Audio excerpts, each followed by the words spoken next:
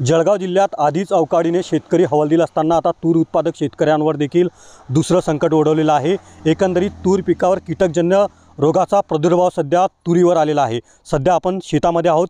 कशा प्रकारे या ठिकाणी तूर उत्पादक शेतकरी आधीच अवकाळीच्या फटक्याने त्रस्त झालेला असतानाच आता एकंदरीत कीटकजन्य रोगाचा प्रादुर्भाव तूर पिकावर आलेला आहे। त्यामुळे या वर्षीचं तुरीचं उत्पन्न देखील शेतकऱ्यांचं हातचं जाण्याची शक्यता सध्या वर्तवली जात आहे। त्यामुळे शेतकरी संकटात आहेच, मात्र आता अशा अनेक रोगांचे प्रादुर्भाव सध्या शेतकऱ्यांच्या पिकावरती येत आहेत।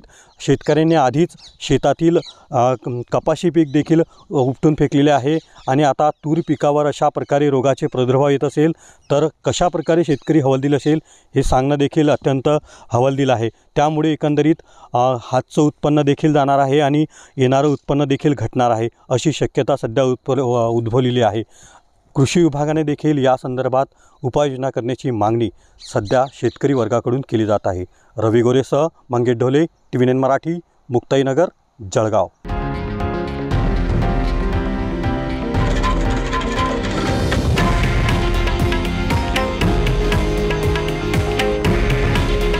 हे आहे देशातील नंबर 1 न्यूज नेटवर्क आणि आपण पाहत आहात TV9 मराठी।